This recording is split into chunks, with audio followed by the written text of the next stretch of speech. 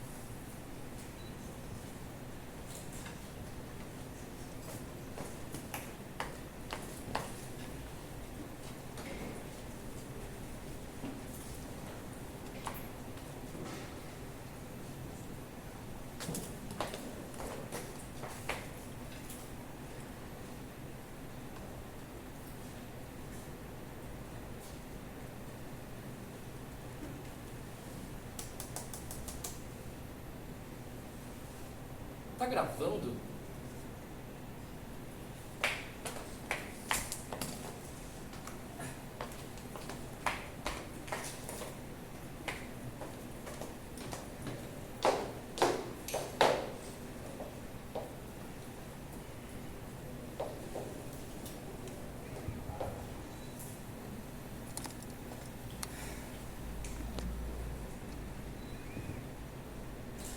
Eu sou artista, tenho 36 anos e eu sou gay.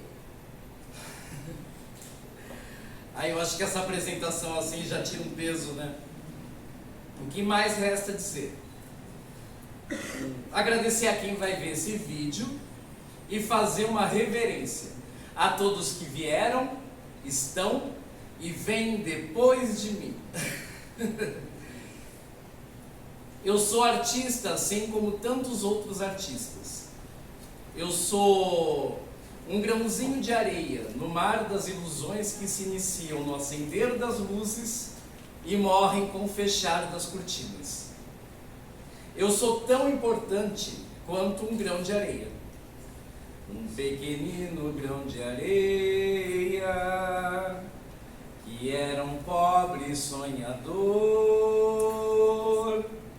Olhando o céu viu uma estrela, imaginou coisas de amor.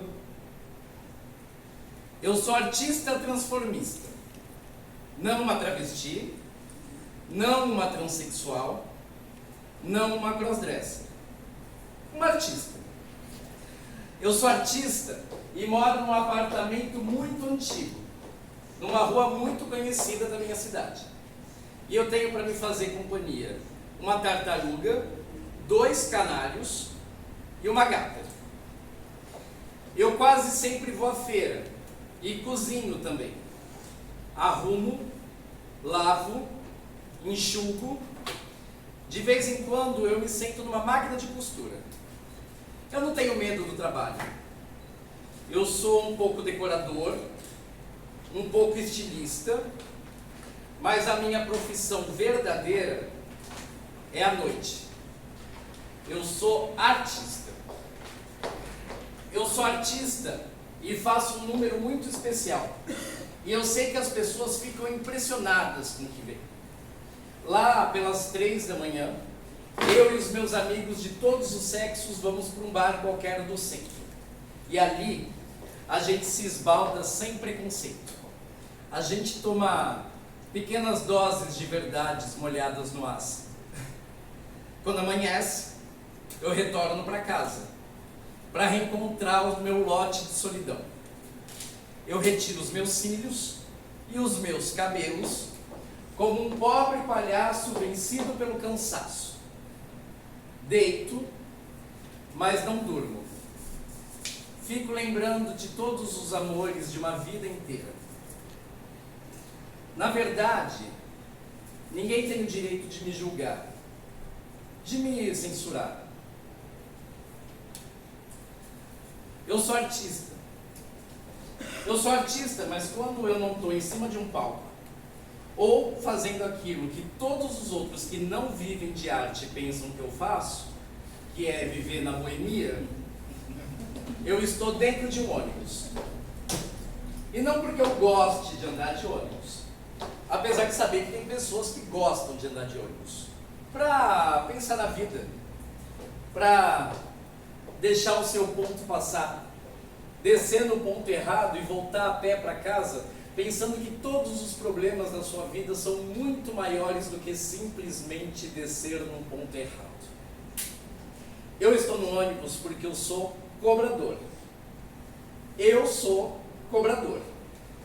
E hoje eu sei que eu sou feliz em ser cobrador. Porque, apesar de ter que acordar cedo, que é algo que eu detesto, e apesar de trabalhar com isso há mais de 20 anos, eu sei que há satisfação em ser cobrador.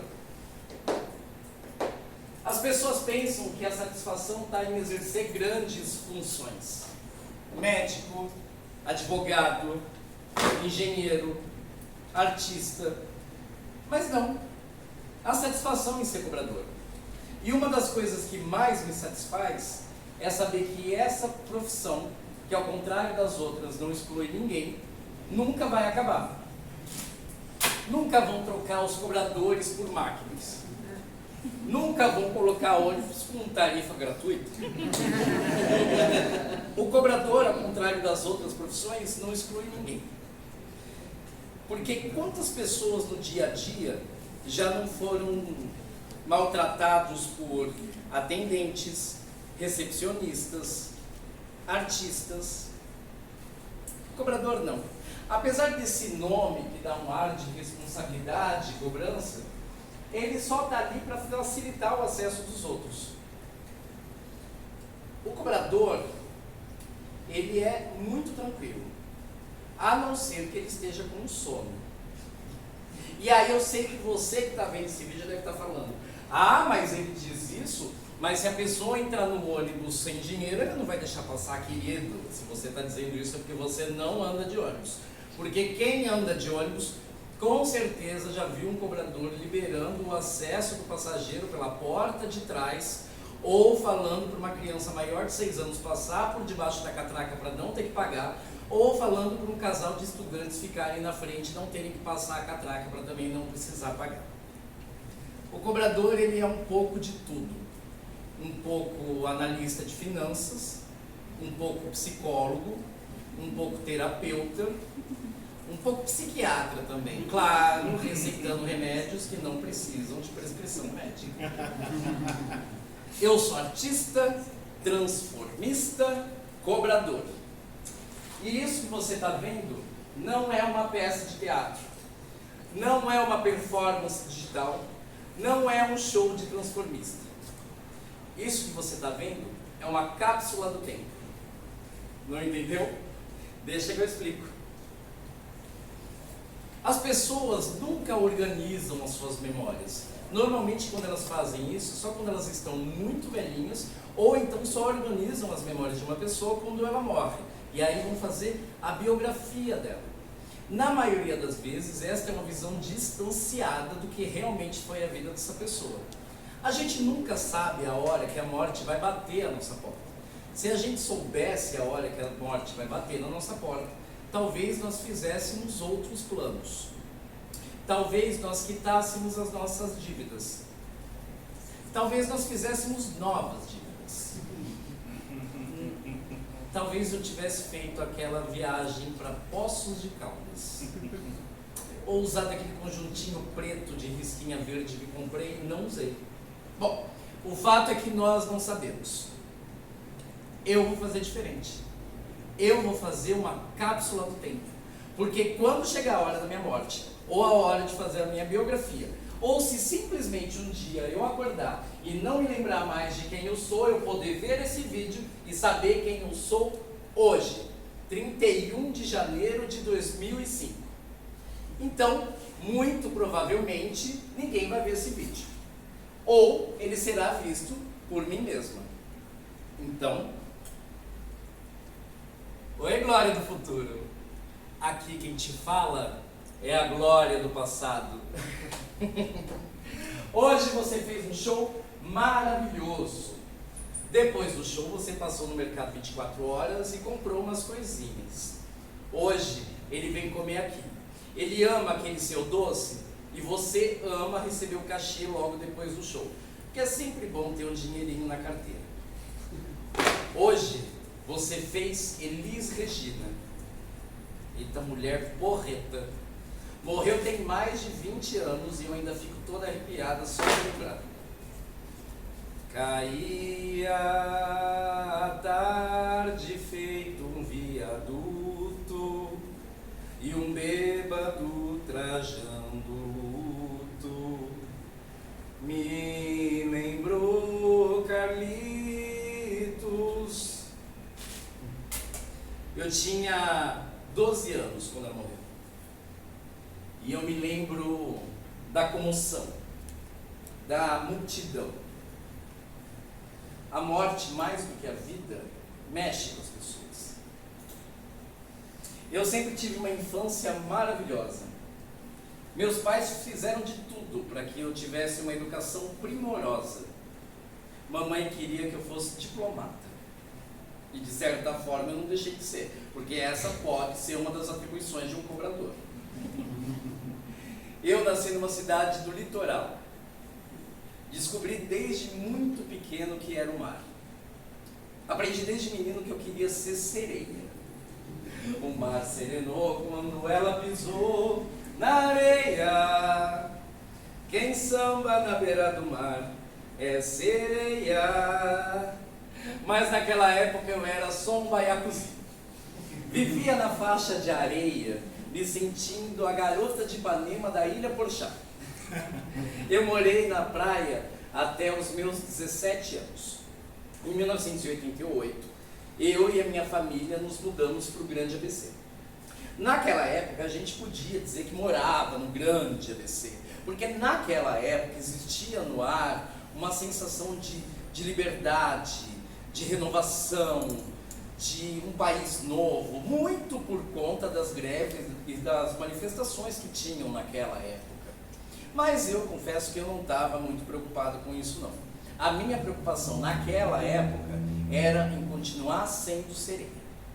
O que eu não tinha consciência era da mudança do tempo no meu corpo.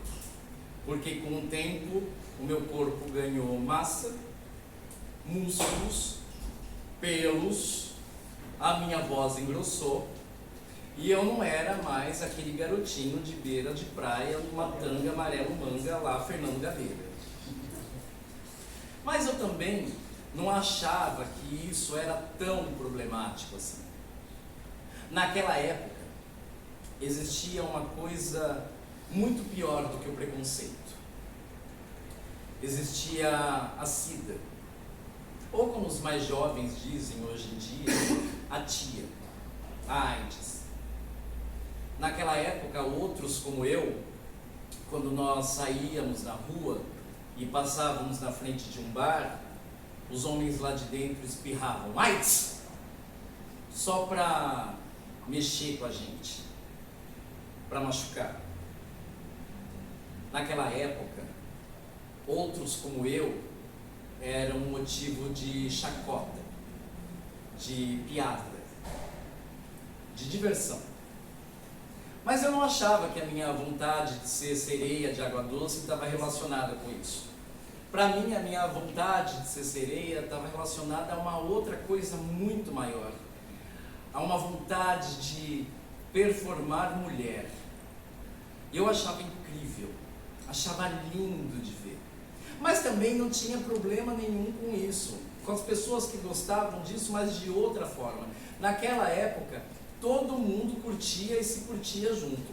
As que faziam show, as que faziam ponto, as que curtiam no sigilo. Todo mundo ali curtindo e se curtindo. Alô? Alô? Alô?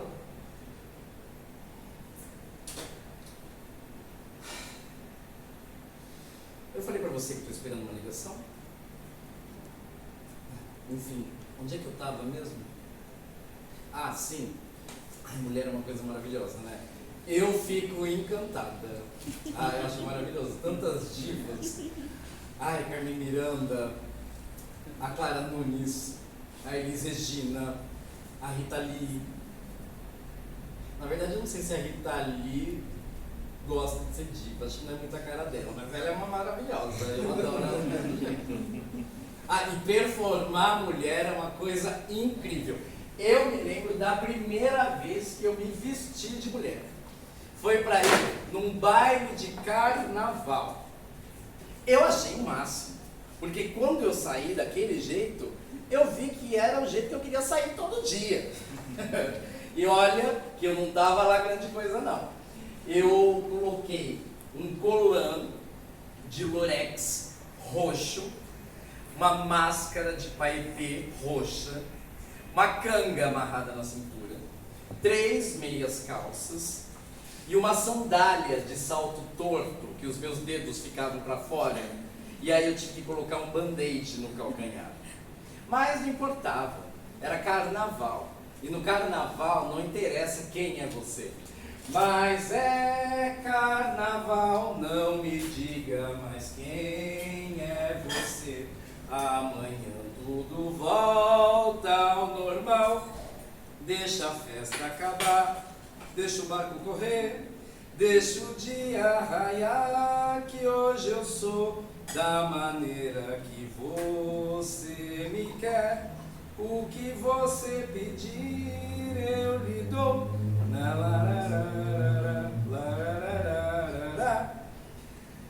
Eu lembro que eu cheguei nessa festa me sentindo um máximo. Eu não queria me sentir mulher, eu não era mulher, eu era muito mais. Eu era Miss Brasil, eu era Marta Rocha do Grande ABC. Eu cheguei no baile tímida, comportada.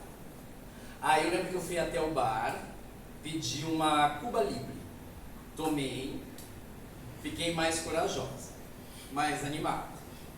Desamarrei a canga da cintura, coloquei no pescoço, fiz uma capa. Eu era a Mulher Maravilha do Aramaçã. Lá pelas tantas, eu descobri que eles iam... Nossa, mas a tesoura está mais cega. Lá pelas tantas, eu descobri que eles iam fazer um concurso de melhor fantasia. Ia ter prêmio e tudo, coroa, uma loucura. Eu não pensei 2 vezes. Eu fui pro bar. Eu tomei mais 3 cubas livres. E fui direto pro palco. Subi no palco, meio sem saber como, meio sem saber porquê, meio sem saber nem quem eu era. Subi no palco, fiquei esperando ali no cantinho, discreto. Como se uma pessoa que tivesse um colã roxo de lurex pudesse ser discreta. Fiquei ali no cantinho esperando me anunciarem. Entrei, desfilei, fui maravilhosa. Quando acabou o desfile, eu já ia saindo do palco, aí o apresentador virou para mim e falou assim: como é que é o nome da sua fantasia? Eu, sem pensar, respondi: Super Berinjela Atômica! A noite era minha, podia ser o que eu quisesse. Bom, eu sei que no fim das contas, obviamente, eu ganhei o concurso. O segundo e o terceiro lugar nem tiveram chance, porque o terceiro lugar era uma pirata com um papagaio no ombro, meio torto, meio capenga. E o segundo lugar era uma múmia embrulhada em papel higiênico. Ou seja, a noite era minha. Eu desci, fui ovacionada, as pessoas me aplaudiram e eu me senti especial. É claro que eu não sei se as pessoas me escolheram por causa da minha fantasia, ou talvez por causa do nome, ou talvez para poder rir de mim. Mas não importa, porque a história é minha e a gente sempre lembra da história do jeito que a gente quer contar ela. Depois disso, eu fui para um cantinho fumar um cigarro. Naquela época, era muito elegante fumar. Era o auge, homens, mulheres, todo mundo fumava. Mulheres e todas as aspirantes a serem uma fumavam charme, porque o chique era fumar cigarro longo. E para as que queriam ser mulheres, cigarro longo deixava a mão pequena. Eu fui pro cantinho, peguei o meu charme e fiquei ali fumando. Nisso, um rapaz apareceu. Ele era lindo. Ele tinha os olhos turvos de todos os excessos do carnaval. Ele estava com um resto de fantasia que devia ter sido um vampiro. Mas do vampiro mesmo só tinha sobrado um pouco de sangue que era feito com corante e mel escorrendo do canto da boca e uma capa. Ele estava sem camisa, que ou não tinha sido colocada, ou ele tinha perdido. E me pediu um cigarro.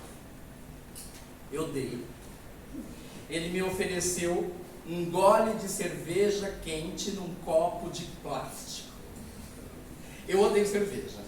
E o copo de plástico não era a coisa mais charmosa daquela noite. Mas eu disse sim. E foi aí que eu me dei conta que eu diria sim para qualquer coisa que ele dissesse. Nós conversamos muito e então ele me chamou para dançar. Não ali, na frente de todo mundo, claro, mas mais no canto, num jardim. No dedo, um falso brilhante, brincos iguais ao colar e a ponta de um torturante band-aid no calcanhar. Eu hoje me embriagando de uísque com guaraná, ouvi tua voz murmurando: são 2 pra lá, 2 pra cá. Eu não sei se por conta de toda a emoção que eu estava sentindo naquele dia, ou por conta do gole de cerveja quente, ou do cigarro, ou talvez das 4 cubas livres que eu tomei, eu sei que eu vomitei. Em mim, nele, no falso brilhante, no band-aid, no calcanhar, em tudo. Óbvio que depois disso algumas máscaras caem, alguns encantos terminam, né? Mas enfim, não importa. Naquela noite, eu também descobri o que era o amor. Naquela noite, eu amei um doce vampiro. Olha, você sabe que eu fico falando com você aí, e você fica me atrapalhando. Eu tô aqui há horas, daqui a pouco ele já tá aí, e eu não terminei esse doce ainda, tá? Então vamos parar de conversa, porque eu preciso me concentrar e eu não consigo dar ponto nisso aqui. Tô achando tão mole. Nossa, mas é uma água. Meu Deus do céu. Bom, sabe, eu não sei se é porque eu tô conversando com você, eu não sei se é porque eu tô na frente desse doce aqui, eu não sei se é por causa do assunto ou de como eu estou me sentindo hoje, mas eu penso que o amor, ele é um pouco como esse doce, sabe? Feito de camadas que se unem, mas não se misturam. Uma primeira camada de creme, depois uma camada de biscoito molhada no leite. Depois outra camada de creme para repetir o biscoito e para repetir todas as outras coisas. Olhando assim, tudo bem, é só um doce. Não faz sentido nenhum o que eu estou falando. Mas, assim é o amor. Feito de camadas que se unem, mas não se misturam. Uma primeira camada de pele, suor, toque das mãos. Uma segunda camada de carne, ossos e sangue dos amantes. Uma terceira camada de sentimento. E uma quarta camada de todo o nosso instinto mais selvagem e primitivo. Uma receita é muito importante de se pensar a respeito, porque as pessoas falam, mas na receita já vai tudo gostoso, é óbvio que a receita vai ficar gostosa também. Mas não é assim, porque ela depende da mão de quem a prepara. Como uma Dona Flor, que cozinha para os seus 2 maridos. O que será que me dá? O que será, meu nego, será que me dá? Que não me dá sossego, será que me dá? Será que o meu chamego quer me judiar? Será que isso são horas dele vadiar? Será que passa fora o resto do dia? Será que foi-se embora em má companhia? Será que essa criança quer me agoniar? Isso é o amor. Eu tive muitos amores, muitos mesmos, tanto que eu nem sei mais quantos. Cartunista, jornalista, fotógrafo, gari, pesquisador de mercado publicitário. Com cada um deles, eu imaginei uma casa, cachorro e filhos. Eu fiz um mapa astral de todos eles, para saber se os astros estavam a nosso favor. Eu peguei o sobrenome deles para ver se o meu nome de casado ia combinar. Eu também me cansei e terminei com todos eles. Além desses amores, é claro, a gente também tem aqueles encontros furtivos, aqueles encontros que acontecem depois de meia hora de conversa, num bar, depois do show, numa rua deserta, numa biblioteca, né? Óbvio que o telefone ia tocar a hora que for enrolada. Alô? Alô? Alô?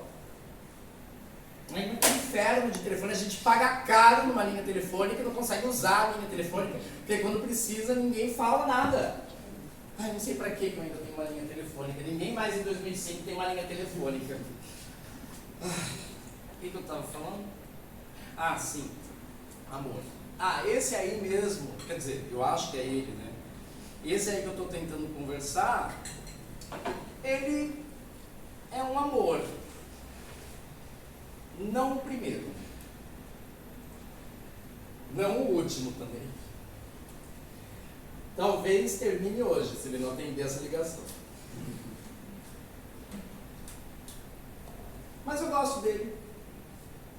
Eu conheci ele depois de um show. E normalmente eu não gosto de me envolver com pessoas que eu conheço depois de um show, sabe? Porque normalmente é nessa hora que as pessoas vêm querer ideia com você. Mas eu não gosto de me envolver porque as pessoas não estão interessadas de fato em você. Elas estão interessadas no que elas estão vendo ali em cima do palco. E na maioria das vezes o que acontece é que a pessoa vai para a cama com a Madonna e acorda com um cobrador de ônibus.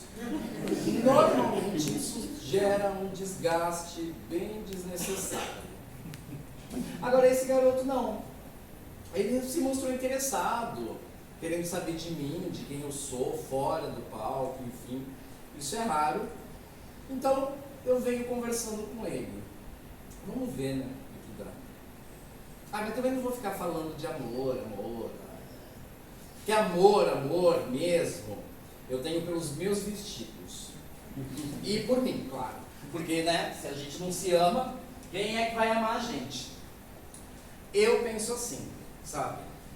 Que a gente que tem que construir o nosso próprio destino, olhar para o horizonte e ir. Aliás, eu já sei, eu vou falar para você de como eu comecei a fazer show, porque essa história é muito mais interessante. Para mim, a vida funciona assim. Eu dou um passo e o universo dá o chão. Falando nisso, pés paralelos, cabeça para frente, peito estufado, braços ao longo e nas extremidades do corpo e movimentos sinuosos. Esse é o segredo de uma boa transformista. Um palco preenchido por uma única pessoa. Eu já vinha trabalhando naquela empresa de ônibus desde da metade de 88, mais ou menos. Era um emprego bom, porque além de me dar uma certa flexibilidade para fazer as coisas que eu queria, eu ainda conseguia passear no horário de trabalho, era ótimo. Mas, naquele ano novo, de 88 para 89, eles me escalaram para trabalhar, no dia 1º de janeiro. Eu lembro que eu estava muito frustrado, porque, obviamente, eu queria estar num barco, à beira-mar, vendo fogos de artifício, tomando champanhe, mas não. Eu estava dentro do ônibus. A noite estava fria, chuvosa, nublada e o ônibus triste, vazio. Algumas horas depois eu fiquei sabendo que um navio no Rio de Janeiro tinha virado e que várias pessoas tinham morrido. Batomushi. Aí eu cheguei à conclusão que o ônibus era o melhor lugar que eu podia estar naquela noite. Eu lembro que a hora não passava, durava uma eternidade. Eu sempre guardei a minha vida privada, sabe? Nunca gostei de ficar falando muito de mim, ainda mais para pessoas que eu não dava muita confiança. Quando o ônibus chegava no ponto final, faziam uma rodinha de motoristas e outros cobradores, todos em busca de um pouco de afeto e de calor. todos atrás de um cigarro e um copo de café. Eu não descia, eu ficava dentro do ônibus. Naquele Natal eu tinha ganhado um livro da Lígia Fagundes Telles. Era um livro de contos. E um dos contos falava sobre um moço que leva uma garota para um cemitério que fica numa montanha, e aí ele prende a garota dentro de um túmulo nesse cemitério. E fala que de lá ela vai ver o mais belo pôr do sol da vida dela. Achei aquilo tão macabro, eu amei. E aí eu ficava lendo aquele conto e pensando naquela garota, esperando o pôr do sol e o derradeiro fim dela. E eu ali, já viajando dentro do ônibus, pensando que eu estava lá esperando a minha aurora. Enfim, o ônibus naquela época andava muito rápido, especialmente à noite. E o sol nascia sempre ali por volta de um horário específico, mas eu nunca sabia exatamente em que lugar da cidade eu ia estar para ver o pôr do sol. Aliás, o nascer do sol. Porque às vezes eu via o nascer do sol de alguma rua principal da cidade. Outras vezes eu via o nascer do sol de uma rua de bairro. Algumas vezes eu via o nascer do sol da estação rodoviária. Então realmente era uma caixinha de surpresas. Eu nunca sabia o que ia acontecer. Mas naquele dia, 1º de janeiro, o sol chegou para mim às 7h15 da manhã. E ele invadiu o ônibus com os seus raios de luz resplandecentes. O sol tinha nome e se chamava Brigitte.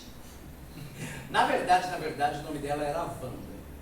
Mas, como ela tinha longos cabelos loiros e era muito fã da Brigitte Bardot, ela adotou esse nome para ela, e se ela é Brigitte, a gente entende que é Brigitte, ninguém tem nada a ver com isso. A Brigitte entrou no ônibus, passou por mim, não olhou na minha cara. Quando ela passou por mim, eu senti um perfume muito forte e muito doce. Na hora eu percebi que era daquela boutique chique de São Paulo, a Rastro. Aquela que uns anos depois o dono foi assassinado por um garoto de programa que queria o dinheiro dele para pagar o tratamento da namorada com AIDS. Essa. Ah, mas não interessa também. Enfim, ela estava usando aquele perfume. Eu olhei e tal, mas fiquei na minha. E a Brigitte, ela era muito engraçada, porque ela era baixinha, atarracadinha, assim, com uma cara de brava, de invocada. E ela estava usando um vestido branco de manga bufante, com umas camadas, assim, tipo um titi. Ela parecia um bolinho de aniversário. Mas eu não falei com ela, enfim. Aí ela passou, sentou ali na minha frente, eu quieto, aí ela olhou pro meu livro, ela olhou, falou: passou a noite toda aí? Bêbada. Passou a noite toda aí? Aí eu falei, sim. Aí ela falou: por isso essa cara de merda? Achei ela tão desaforada, não tem intimidade. Mas eu nem respondi. Aí ela abriu a bolsa, tirou um cantil com uísque e me perguntou se eu queria.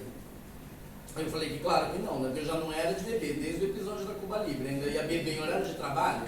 Não. Aí ela bebeu. Aí ela virou, ainda não satisfeita, ela virou pra mim e falou assim: onde é que você queria estar essa noite? Aí eu falei, que eu já te disse, eu queria estar num barco à beira-mar, olhando os fogos de artifício e tomando champanhe. Aí ela disse assim pra mim: outros que queriam a mesma coisa que você morreram agora há pouco.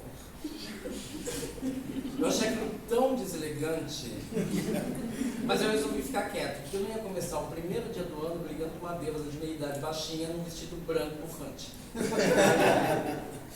Nisso, ela começou a cantar uma música, óbvio, Le Bateau Mouche. On se connaît de bateau mouche, de la Jacqueline de la cité,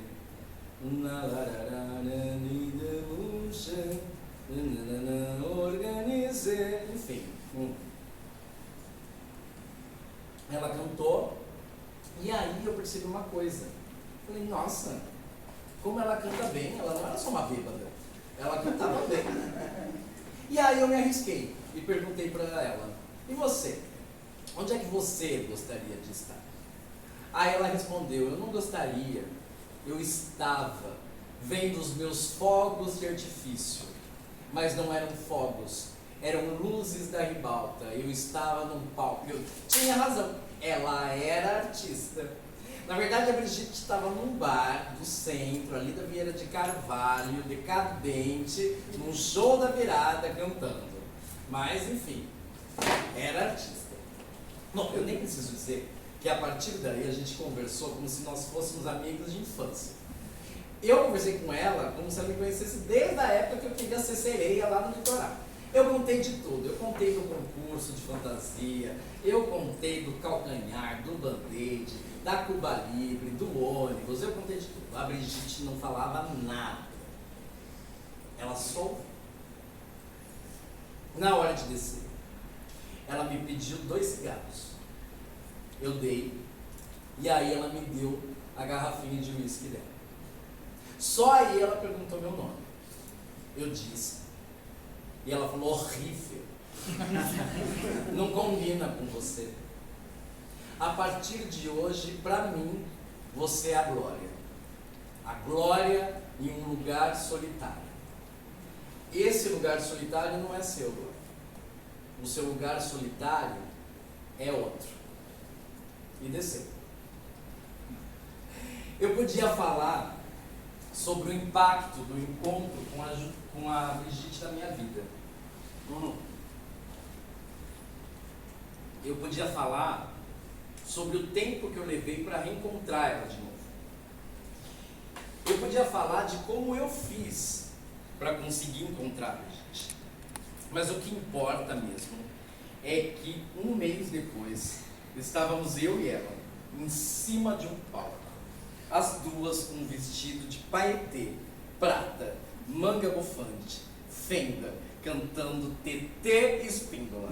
Caso do acaso bem marcado em cartas de tarô. A Brigitte, ela era cantora, mas ela era um pouco tudo também. Ela era um pouco cantora, um pouco vedete, um pouco bailarina, um pouco coreógrafa e um pouco mãe de santo também. Foi ela que me ensinou tudo. Foi ela que me ensinou a me posicionar no palco. Foi ela que me ensinou que o palco era um oceano e que nele eu podia ser o que eu quisesse. Foi a Brigitte que me ensinou a beber também. Ela era muito louca. Um dia ela virou para mim e falou assim, eu vou me apresentar num show de calouros, numa TV. Vamos? E eu falei, vamos, porque ir numa emissora de TV era o ápice maior do que eu já tinha pensado para qualquer outro na minha vida. E aí eu falei, vamos. Eu lembro que nós chegamos na emissora de TV, a Brigitte com 500 bobs no cabelo, e eu segurando um costeiro de plumas gigantesco que ela ia usar. E aí quando nós entramos no camarim, eu vi outras como eu, aos montes. E eu fiquei encantada, porque até aquele momento eu achava que era só eu. E aí eu olhava admirada e disfarçando para que elas não percebessem, mas fiquei na minha. Não falei nada. Quando nós saímos de lá, nós fomos para um bar qualquer do centro tomar alguma coisa com o cachê que a Brigitte tinha ganhado. E ela, muito esperta, virou para mim e falou assim, você ficou com vontade, né? Eu me fiz de doida, falei, de quê? Aí ela falou, de fazer show, como as outras. Aí eu falei que sim, mas que eu não teria coragem. Aí ela virou pra mim e falou assim, por quê?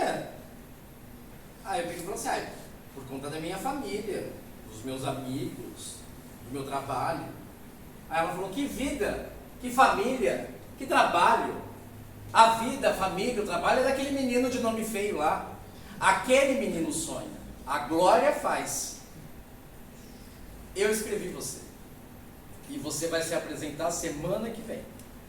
E vai fazer a rainha mor de todas as rainhas. Carmen Miranda. Bom, eu não preciso nem dizer que desta hora até o dia que eu pisei no palco, eu só tremi. Eu tremi. Basicamente, eu era isso. Uma tremedeira ambulante. Nem aqueles cachorrinhos que a gente dá corda e vão brincando e viram de ponta cabeça. Eu era basicamente isso. Mas eu me lembro de cada sensação do dia. Eu me lembro do palco. Eu me lembro do apresentador. Eu me lembro dos calouros. Eu me lembro do calor. Eu me lembro da música inteira. Eu me lembro das inspirações da Carmen Miranda. Eu me lembro de uma gota de suor escorrendo na minha nuca e entrando por trás do meu vestido. Eu me lembro que eu achei que eu ia explodir. De vez em quando, a gente precisa explodir e desses caquinhos se reconstruir para ser quem realmente é. Eu me lembro que foi nessa noite que eu entendi que eu era uma artista, transformista, cobradora.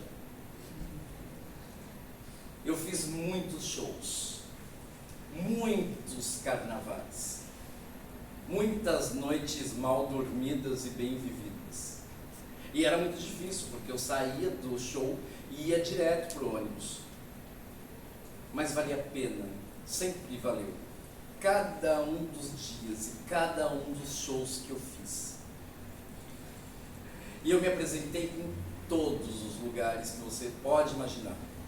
Triste é o artista que pensa que arte só se faz em cima do palco. Arte se faz onde o povo está. Seja em cima do palco, seja na rua, seja num terreiro, seja no carnaval. É claro que ainda tem muita coisa errada. Quantas pessoas eu conheci, desde que eu comecei, que morreram, que foram mortas. E não basta matar, é preciso humilhar depois que morrer. Quantas mortes uma pessoa pode ter? Mas eu não vivo de passado, eu vivo de lembrança, eu vivo de recordação.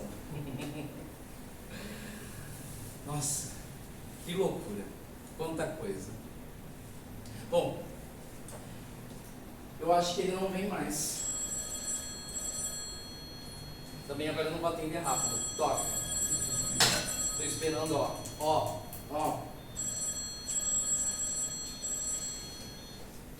Alô? Oi? É você.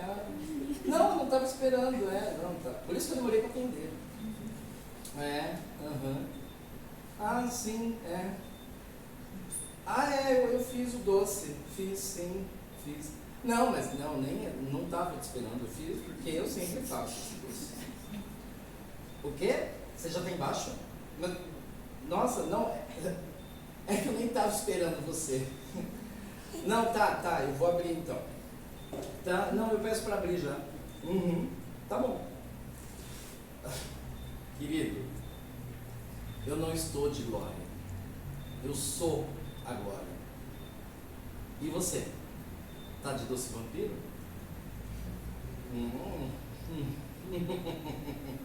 Tá bom então, tá bom. Eu vou pedir para abrir. Tá bom. Até já.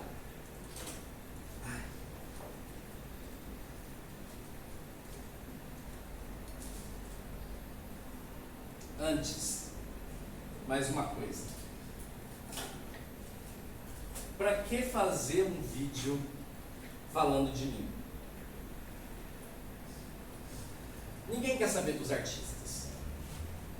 A única pessoa que quer saber dos artistas são as famílias dos artistas. Ninguém vai ao teatro ou a um show para ver o artista. Ele vai para ver a história. Então, para que fazer um vídeo falando de mim?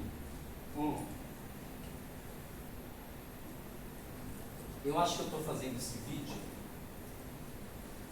porque eu acho que eu não fiz tudo que eu poderia ter feito por mim. Talvez por medo, talvez por insegurança. Quem dirá pelos outros? A única coisa que eu fiz foi sobreviver. Mas eu acredito que um dia, num show qualquer, ou num baile de carnaval, num desfile, fazendo uma dessas divas que eu tanto admiro, Edith Piaf, Liza Minnelli, Carmen Miranda, Evita Peron. Num desses dias, um jovem gayzinho vai me ver. E talvez ele eu mude. E talvez no futuro ele tenha coragem de dizer quem é. E isso vai valer a pena. Ou talvez não. Bom, de qualquer maneira, o jovem gayzinho tem a bênção dessa bicha velha aqui. Deus te abençoe, meu filho. E quando não souber mais o que fazer, deixa o coração explodir.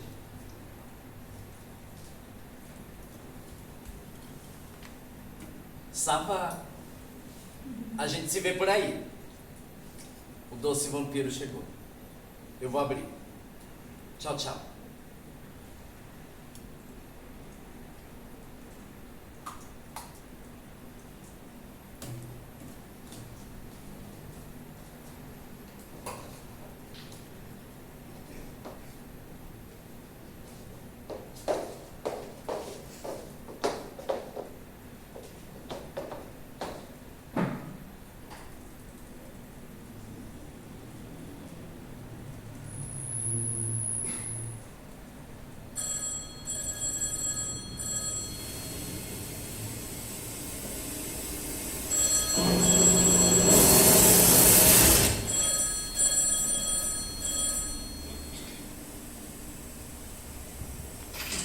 Non, je ne pense pas, parce que même si on a un travail qui vous passionne, si on n'a personne à qui l'offrir, ce travail, je pense que... Now, don't you look so coy, Vanessa.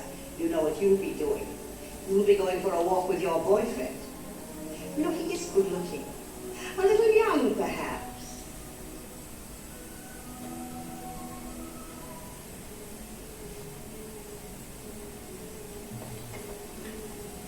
Here, I prefer the stage and contact with an audience. I like it very much. You know why? Because sometimes I walk in the streets in Hollywood and the people who get to me and they think, she looks like Carmen Miranda, and they say, don't be silly, she's too young to be Carmen Miranda. I have a lot of fun, you know. But anyway, this is not my natural color.